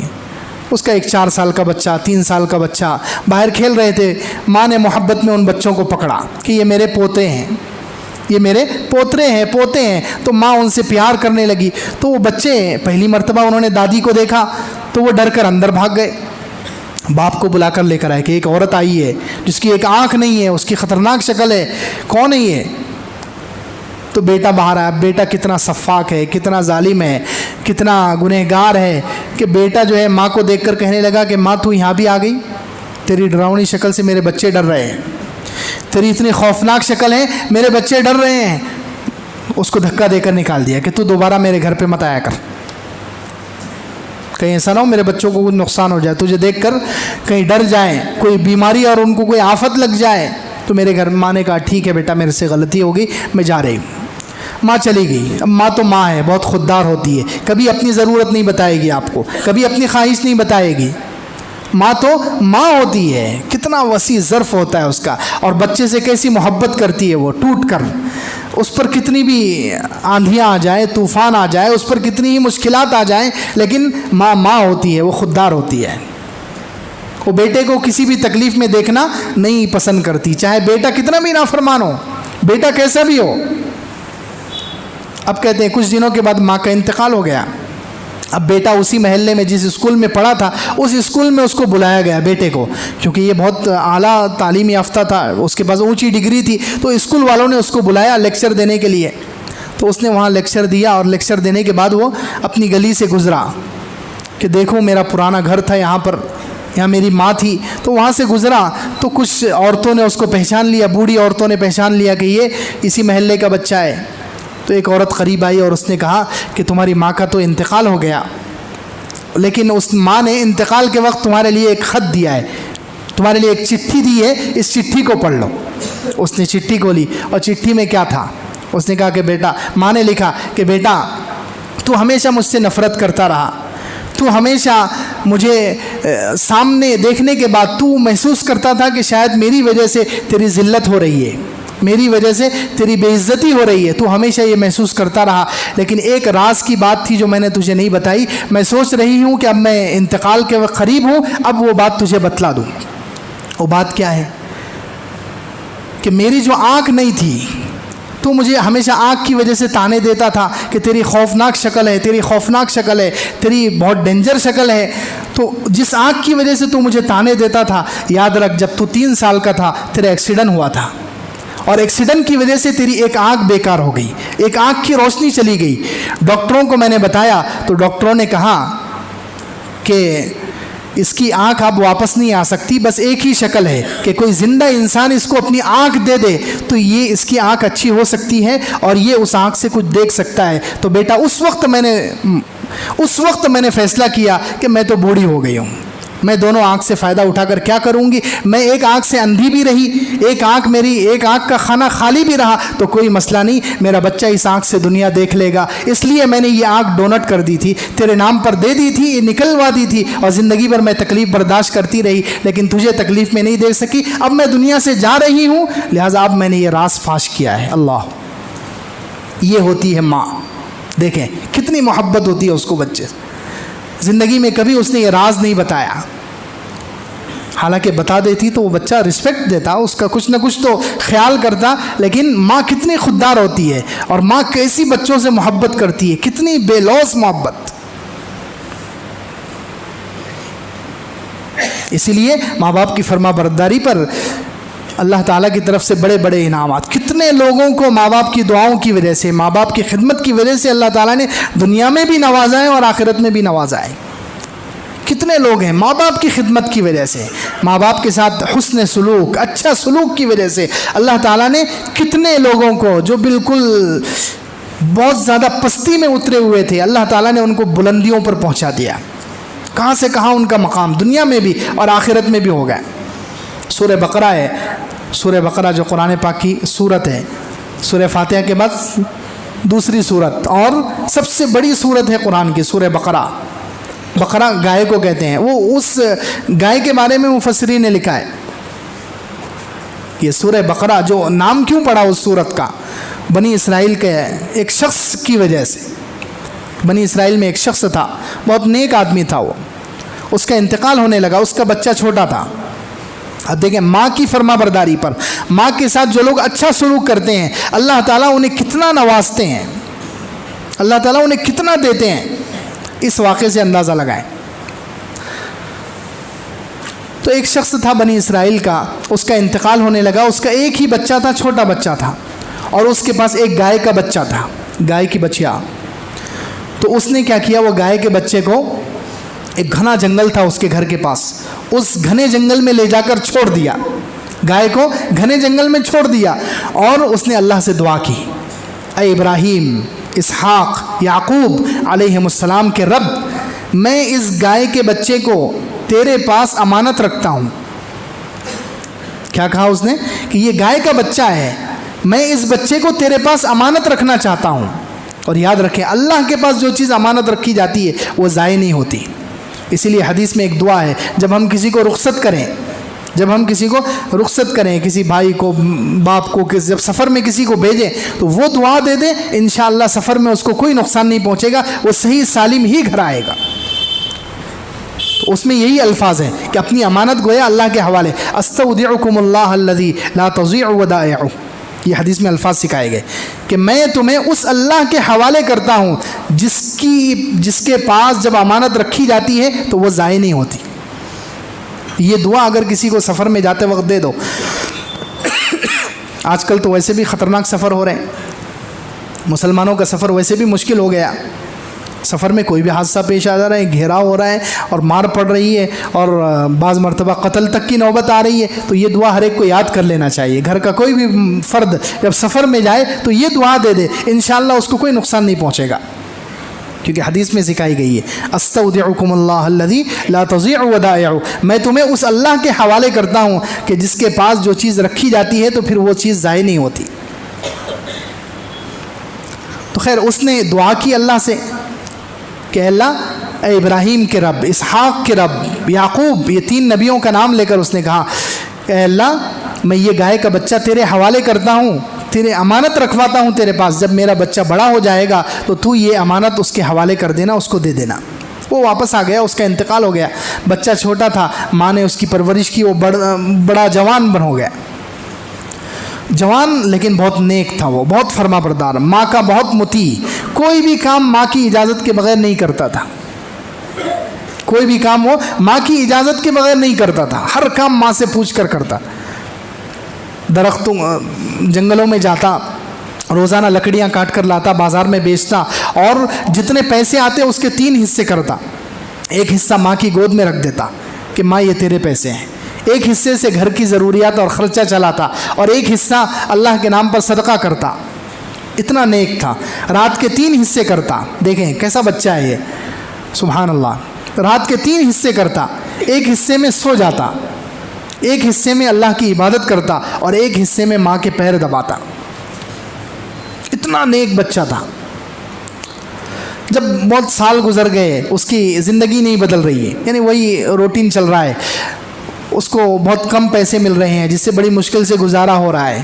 تو ماں نے ایک دن دیکھا تو ماں کو رحم آیا، ترس آیا. ماں نے کہا کہ بیٹا، تیرے باپ کا جب انتقال ہو رہا تھا تو اس نے ایک بچیا، گائے کا بچہ اس نے اس جنگل میں چھوڑا تھا اور اللہ کے حوالے کر دیا تھا، امانت رکھوایا تھا. جا تو وہاں جا کر دعا کر، ابراہیم علیہ السلام کا نام لے، اسحاق علیہ السلام، یعقوب علیہ السلام، یہ ان تینوں کا نام لے کر اللہ کو حوالہ دے.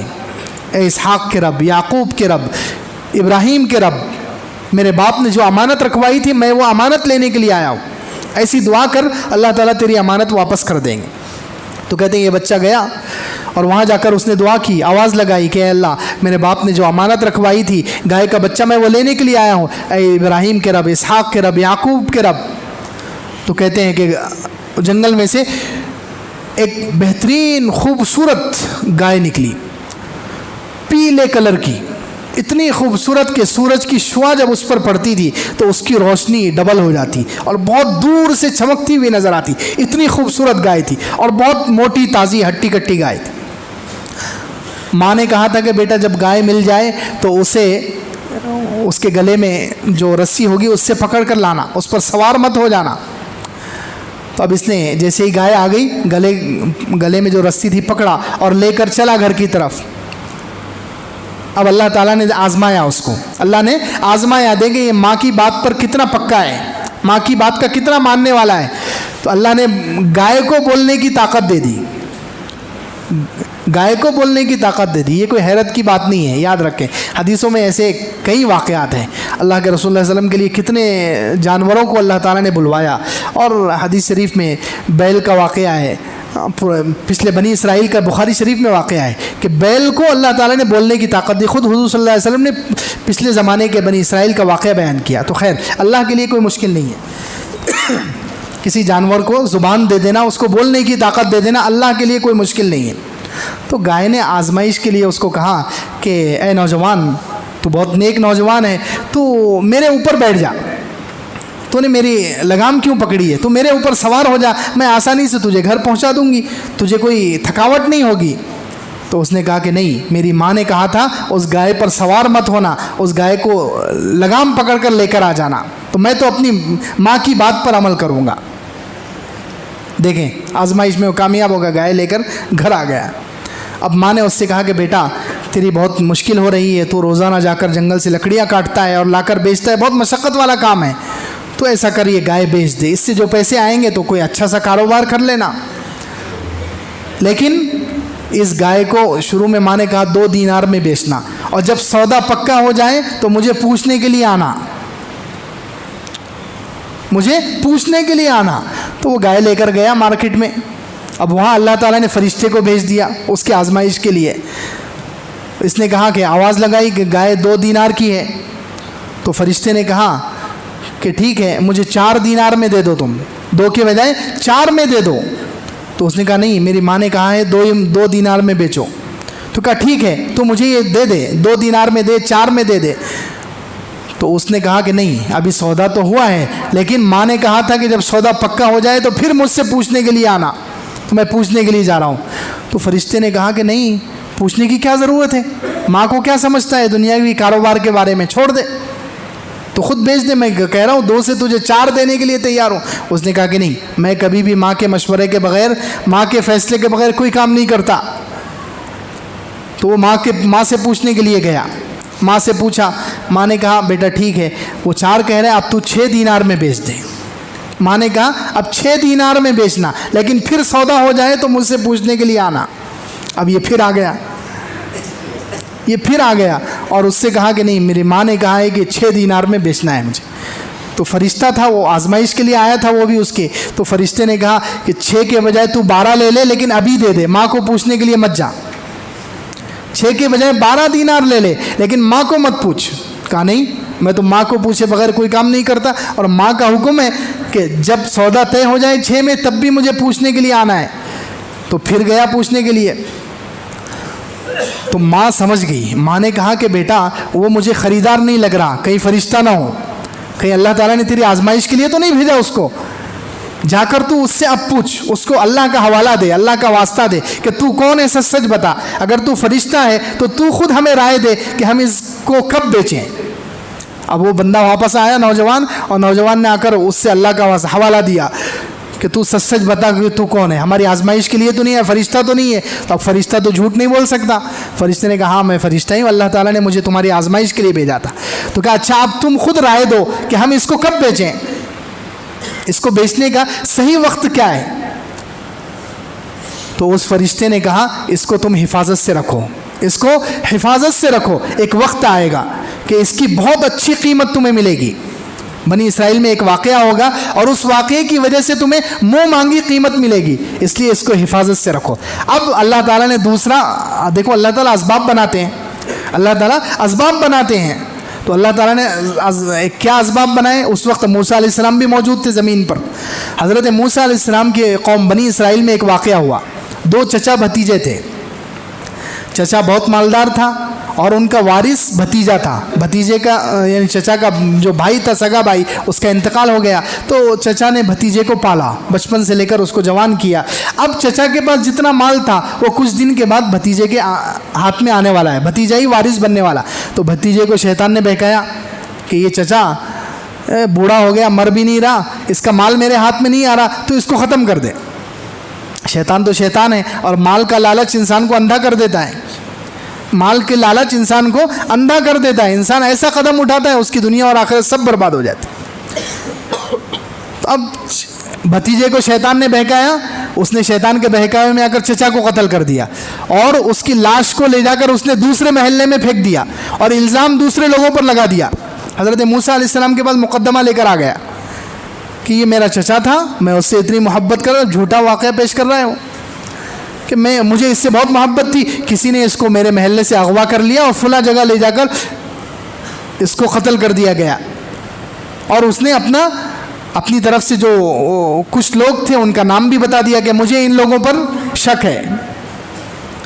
تو حضرت موسیٰ علیہ السلام نے اللہ تعالیٰ سے مشورہ کیا، اللہ تعالیٰ سے دعا کی کہ اللہ اس کا حل کیا کریں؟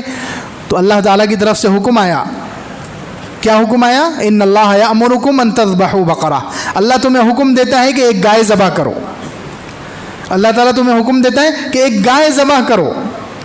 اب بنی اسرائیل تھے وہ ٹیڑھی قوم، ان سے زیادہ ٹیڑھا آج تک کوئی پیدا نہیں ہوا، یہودی آج بھی وہ ٹیڑھے ہی ہیں اور شاید قیامت تک ایسے ہی رہیں گے، اسی لیے وہ حضرت عیسیٰ علیہ السلام اور مسلمانوں کے ہاتھ سے آخر میں تلوار سے قتل ہی ہونے والے ہیں، وہ ویسے سدھرنے والے نہیں ہیں وہ۔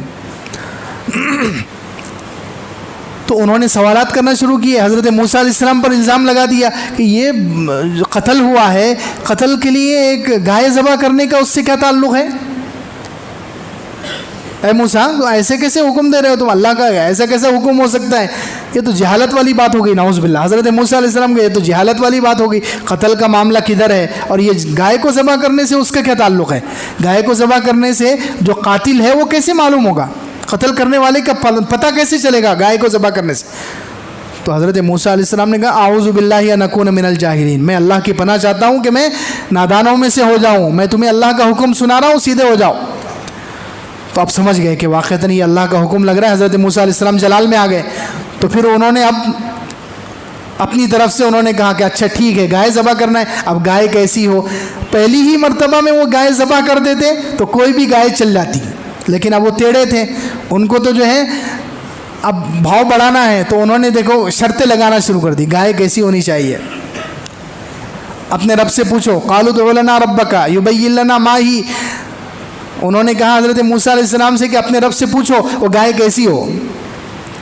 گائے، اب گائے کہہ دیا تھا تو ذبح کر دیتے، لیکن نہیں، سوالات کرنا شروع کر دیے، تو اللہ تعالیٰ نے بھی ان کے اوپر پھر مشقت ڈالنا شروع کر دی، جو جتنا پوچھتا جائے گا مشقت بڑھتی جائے گی، ٹیڑھے میڑھے سوال کر رہے ہیں تو اب ان کے اوپر مشقت بڑھ رہی ہے۔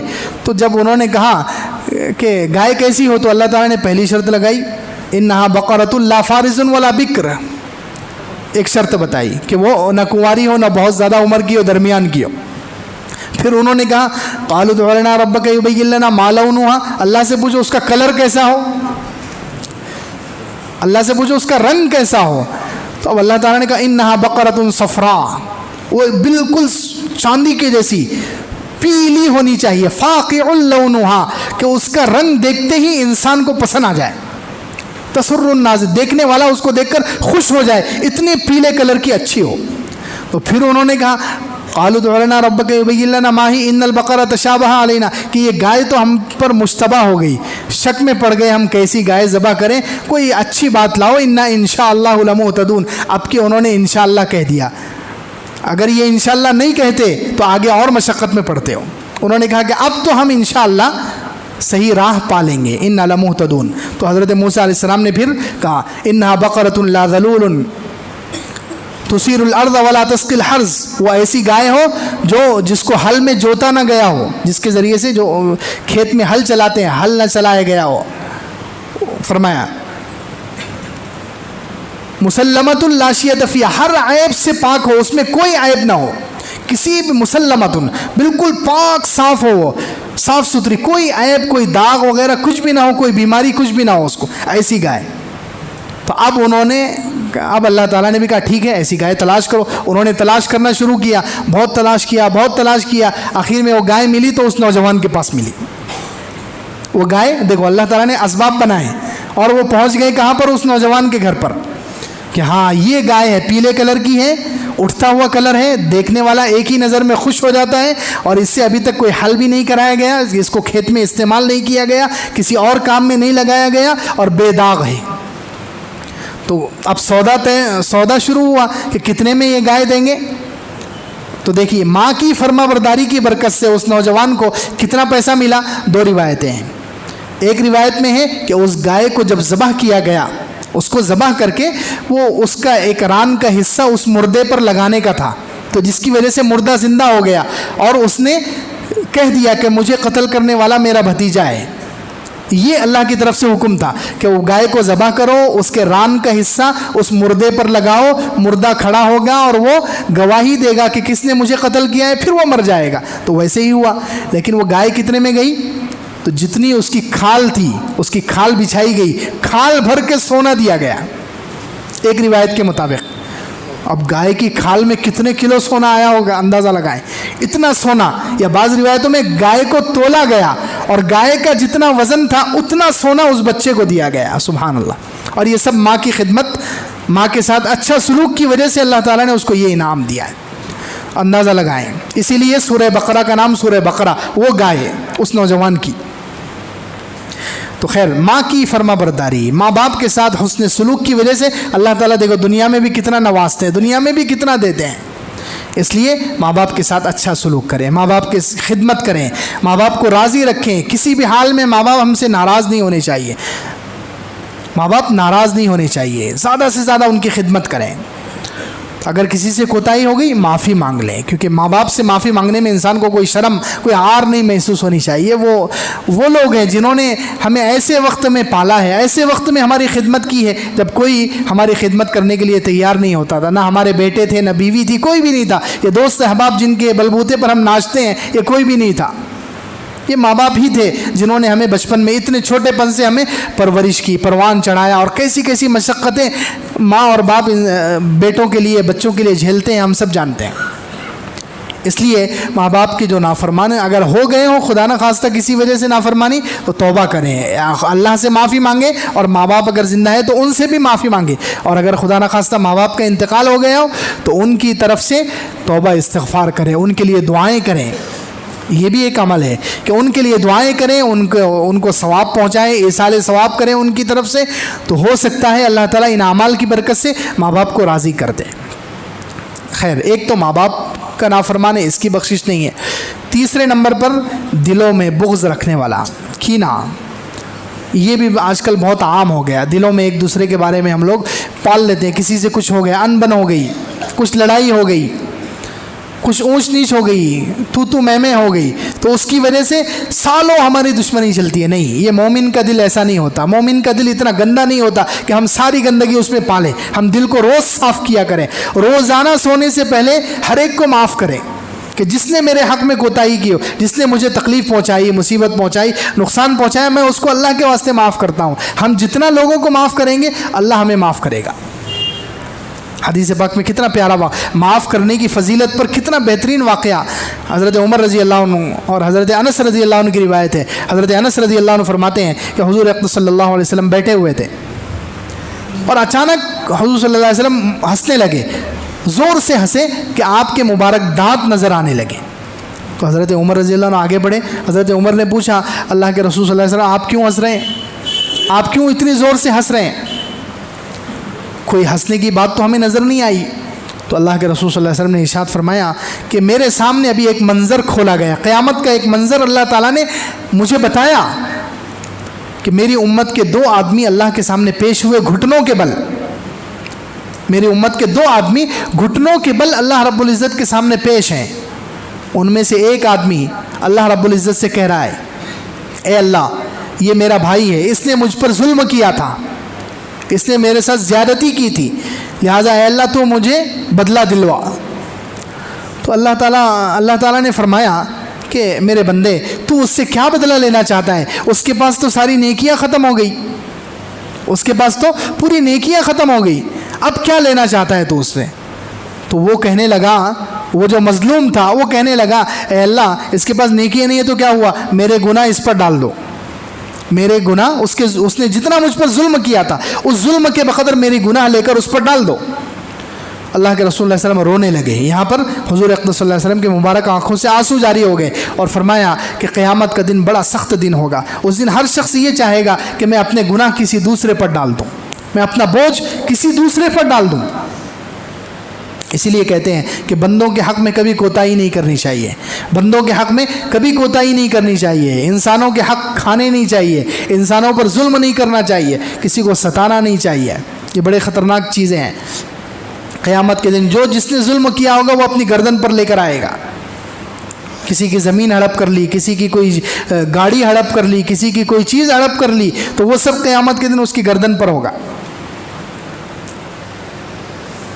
تو اللہ کے رسول صلی اللہ علیہ وسلم نے پھر آگے ارشاد فرمایا کہ جب اس نے کہا کہ میرے گناہ اس پر ڈال دیے جائیں تو اللہ تعالیٰ بھی بہت مہربان ہے بندوں پر، اللہ تعالیٰ نے اس سے کہا، مظلوم سے کہا کہ اوپر نظر اٹھا، اوپر دیکھ۔ اس نے اوپر نظر اٹھائی تو اوپر کیا منظر نظر آیا اس کو؟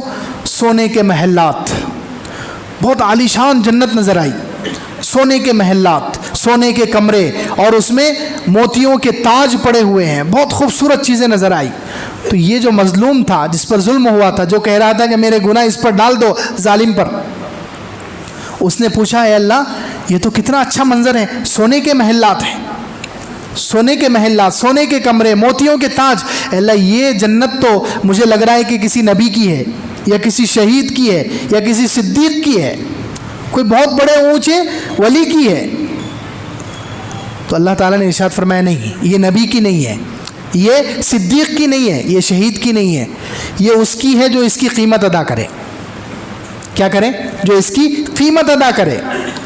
اس بندے نے کہا، اس مظلوم نے کہا اے اللہ اتنا اونچے محلات، سونے چاندی کے محلات نظر آ رہے ہیں، سونے کے محلات، اس کی قیمت کون ادا کر سکتا ہے؟ تو اللہ تعالیٰ نے فرمایا تو بھی ادا کر سکتا ہے۔ اللہ تعالیٰ نے کہا تو بھی ادا کر سکتا ہے۔ وہ خوش ہو گیا، میں بھی ادا کر سکتا ہوں، کیسے؟ اللہ تعالیٰ نے فرمایا تو اپنے اس بھائی کو معاف کر دے۔ سبحان اللہ، معاف کرنے کی فضیلت دیکھو، تو اپنے اس بھائی کو معاف کر دے تو تو اس جنت کا مالک بن سکتا ہے۔ اس نے کہا اے اللہ میں نے معاف کر دیا۔ اللہ تعالیٰ نے فرمایا تم دونوں بھی جنت میں چلے جاؤ۔ سبحان اللہ، دیکھیں یہ ہے معاف کرنے کی فضیلت۔ کسی کو معاف کرنا کتنا بڑا درجہ ہے، لیکن ہم لوگ معاف نہیں کرتے، دلوں میں سنبھال کر رکھتے ہیں۔ تھوڑی سی انبن ہوگی تو ہماری دشمنی چل رہی ہے، 10 سال 20 سال پوری زندگی ناراض رہیں گے، اس کو تکلیف پہنچانے کے بہانے ڈھونڈتے رہیں گے۔ نہیں میرے بھائی، یہ اچھی بات نہیں ہے۔ معاف کرنا سیکھیں، دلوں میں بغض نہ رکھیں، دلوں کے صاف بنیں۔ دل ہمیشہ ہر ایک کے بارے میں، مسلمان کے بارے میں صاف رہنے چاہیے۔ یہ اللہ کے رسول اللہ علیہ وسلم کی خاص سنت ہے کہ دلوں کو صبح اور شام ہمیشہ صاف کرنا چاہیے۔ کسی کے بارے میں، کسی مسلمان کے بارے میں کوئی بغض نہ ہو، چاہے کہ ہمارے اندر تو اللہ معاف کرے سگے بھائیوں کا بغض بھرا ہوا ہے، سگی بہنوں کا بغض بھرا ہوا ہے، ماں باپ کا بغض اور دشمنی ہمارے اندر بھری ہوئی ہے، قریبی رشتہ داروں کا بغض بھرا ہوا ہے۔ تو ایسے دل لے کر ہم یہاں دیکھو دنیا میں پاس نہیں ہو رہے، دنیا میں ایسے لوگوں کو اللہ تعالیٰ اس رات میں نہیں بخش رہے، تو قیامت میں کیا حال ہوگا؟ ایسے گندے دل ہمارے اندر بس دشمنیاں بھری ہوئی ہے، بغض بھرے ہوئے ہیں، ایسے گندے دل لے کر اللہ نہ کرے ہم مر گئے تو اللہ رب العزت کے پاس کیا یہ گندے دل ہم پیش کریں گے؟ اس لیے معاف کرنے کی عادت ڈالنی چاہیے، معاف کریں، بہت بڑی صفت ہے، بہت بڑی عادت ہے۔ چند اعمال ہی ایسے ہیں جن کا بدلہ اللہ تعالیٰ خود دیتے ہیں، اس میں سے ایک یہ بھی ہے، 25ویں پارے میں آیت ہے فمن عفا واصلح فاجرہ علی اللہ، جو معاف کر دے اور صلح کر لے تو اس کا اجر اللہ کے ذمہ ہے۔ جسے روزے کے بارے میں کہ روزے کا بدلہ اللہ تعالیٰ خود دیں گے، فرشتوں کے ذریعے سے نہیں دیں گے، ایسے ہی معاف کرنا اتنی بڑی صفت ہے کہ اللہ تعالیٰ خود اس کا اجر دیں گے اپنے ہاتھ سے، مبارک ہاتھ سے، فرشتوں کے ذریعے سے نہیں۔ اب اندازہ لگائیں کہ اس کا اجر کتنا بڑا ہے، اس سے معاف کریں۔ معاف کرنے کی عادت ڈالیں, دلوں میں بغض کینہ نہ ہو, ہمارے دل صاف ہونے چاہیے. صحابہ کرام کو دیکھیں, صحابہ کرام میں کتنے لوگ تھے تو معاف کرنے کے کتنے عادی تھے وہ لوگ. حضرت امیر معاویہ رضی اللہ عنہ, امیر شام امیر معاویہ رضی اللہ عنہ صحابہ کرام میں مشہور تھے. احلم الناس, سب سے زیادہ بردبار, یعنی کوئی بھی ان کو کچھ بھی کہہ دے, تکلیف پہنچا دے, ان کو غصہ نہیں آتا تھا, یا غصہ آتا بھی تھا تو وہ بہت ضبط کرتے تھے, بہت غصہ پیتے تھے, کسی سے بدلہ نہیں لیتے تھے, معاف کر دیتے. حلم اور بردباری میں مشہور تھے. کچھ لوگوں نے شرط لگائی, عرب کے ہی کچھ لوگوں نے شرط لگائی کہ امیر معاویہ اس وقت جو ہے مسلمانوں کے امیر ہیں, پورے جتنا اسلامی ملک تھا سب کے وہ بادشاہ امیر المومنین تھے. اب لوگوں نے شرط لگائی, کچھ عرب لوگوں نے ہی شرط لگائی کہ کون امیر معاویہ کے منہ پر جا کر ان کی ماں کی گالی دے گا تو ہم اس کو اتنا انعام دیں گے. تو ایک شخص تیار ہو گیا, مالک ابن اسما, ایک شخص کا نام تھا مالک ابن اسما القرشی, قریش کا تھا. یہ شخص تیار ہوا, اس نے کہا انعام اتنا مل رہا ہے مجھے. انہوں نے بہت زیادہ انعام بتلایا کہ یہ وقت کے بادشاہ ہیں, ان کے منہ پر جا کر تم ان کی ماں کو گالی دو.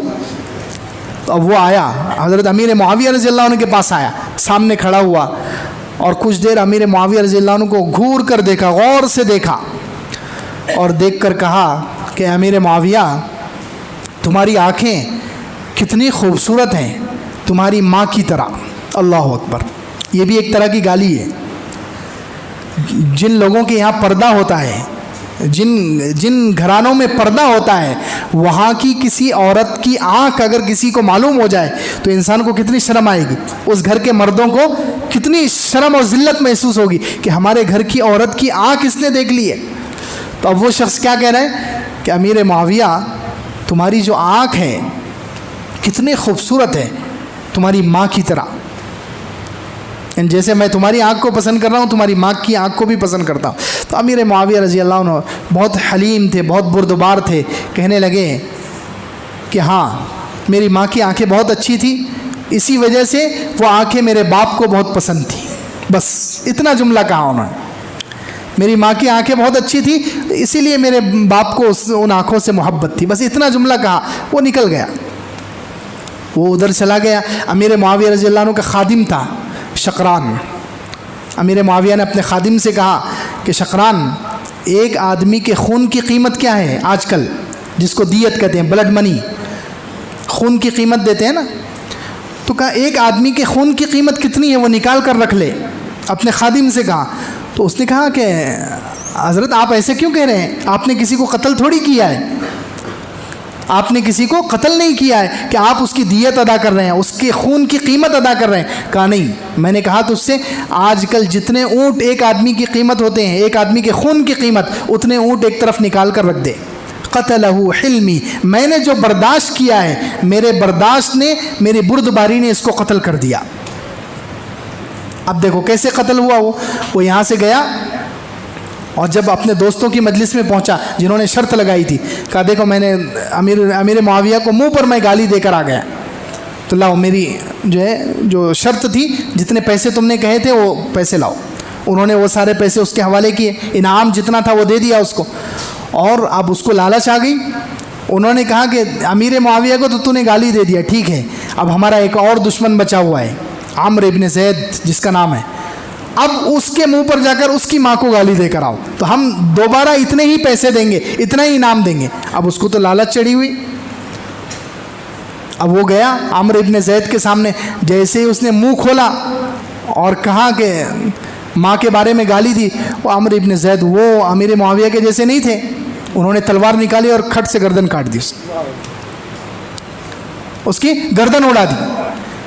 تھوڑی دیر میں امیر معاویہ وقت کے بادشاہ, ان کے پاس کیس آ گیا کہ دیکھو اس کو اس نے قتل کیا. امیر معاویہ نے اپنے خادم سے کہا دیکھ میں نے کہا تھا خون کی قیمت نکال گئی, خون کی قیمت اس جو قتل ہوا ہے اس کی ماں تک پہنچا دے, اور اس کو کہہ دینا کہ اس کو اس نے تلوار سے جس نے مارا ہے عمرو ابن زید, اس نے قتل نہیں کیا, اس کو میں نے قتل کیا ہے, میرے بردباری میرے تحمل مزاجی نے اس کو قتل کیا ہے.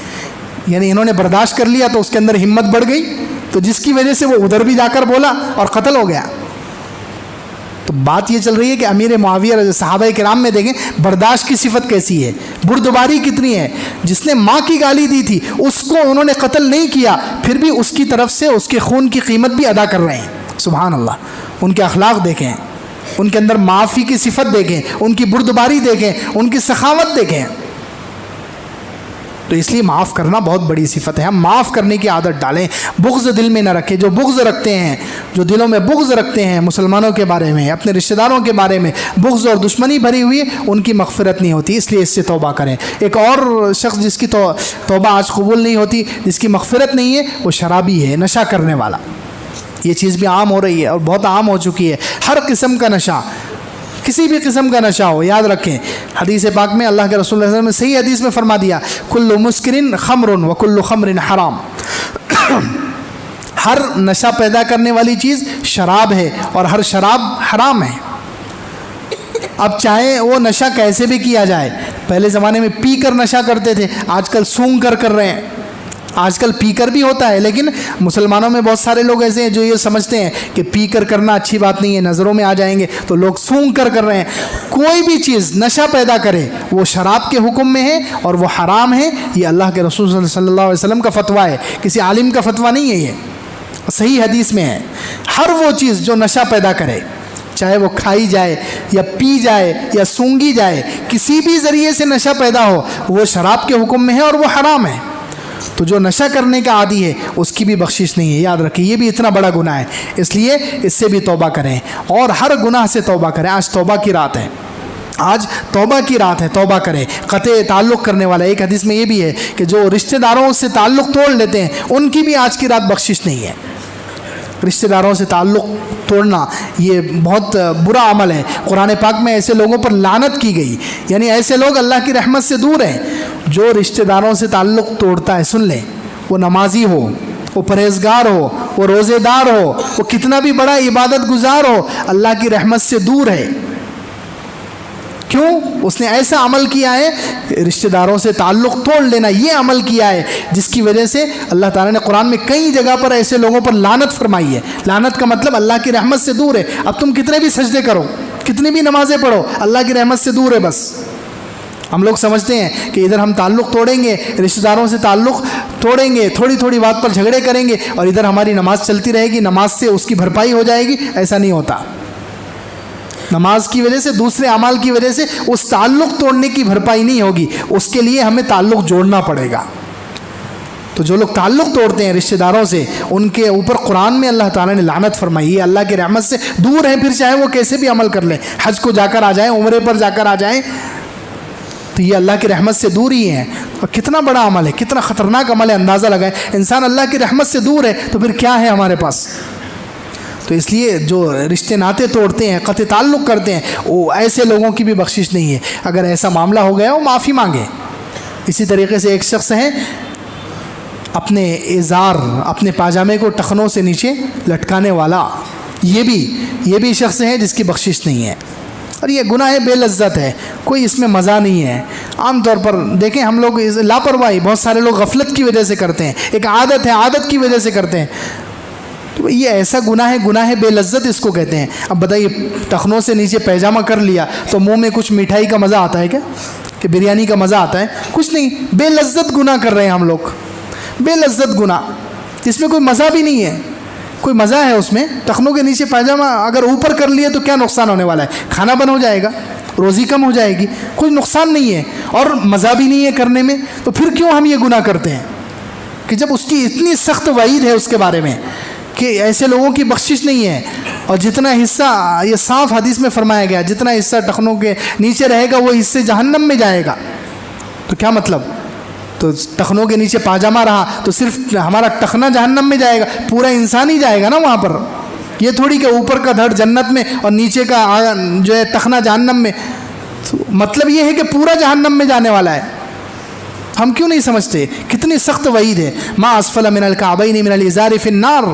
صحیح حدیث میں اللہ کے رسول صلی اللہ علیہ وسلم نے ارشاد فرمایا، پاجامے کا جو حصہ اوپر سے جو بھی کپڑا، چاہے جبہ ہو یا پاجامہ، اوپر سے جو پہننے والا کپڑا ہے وہ ٹخنوں کے نیچے جانا نہیں چاہیے. ہاں نیچے سے جو کپڑا پہنا جاتا ہے جیسے موزے ہیں جوتے ہیں یہ اگر ٹخنوں کے اوپر آ گئے تو یہ جائز ہے. اوپر سے جو کپڑا لٹکایا جاتا ہے شرٹ ہو یا جبہ ہو یا پاجامہ ہو اوپر سے جو نیچے کی طرف جا رہا ہے یہ ٹخنوں کے نیچے نہیں ہونا چاہیے. یہ حرام ہے. یہ اس کی جہنم کی وعید سنائی گئی اور کوئی مزہ نہیں ہے اس میں. بلا وجہ ہم گناہ مول لے رہے ہیں. اللہ کی نافرمانی. ابو داؤد شریف میں حدیث ہے کہ ایسے لوگوں کی نماز بھی قبول نہیں ہے. ایک شخص نے نماز پڑھ لی ٹخنوں سے نیچے پاجامہ تھا. اللہ کے رسول صلی اللہ علیہ وسلم نے نماز دہرانے کا حکم دیا. کیا مطلب؟ ایسے لوگوں کی نماز بھی نہیں ہوتی. نماز دہرانے کا حکم دیا حضور صلی اللہ علیہ وسلم نے. تو اس لیے اگر اس گناہ میں مبتلا ہوں تو توبہ کریں. آج کی رات توبہ کریں اور ارادہ کریں کہ ہمیشہ کے لیے اس عمل کو چھوڑ دیں گے انشاءاللہ. ہر گناہ سے توبہ کریں اور خاص طور سے یہ جو گناہ بتائے گئے تھے ان سے توبہ کریں. اللہ رب العزت سے دعا ہے اللہ تعالی ہم سب کو کہی سنی باتوں پر عمل کی توفیق عطا فرمائے. آمین.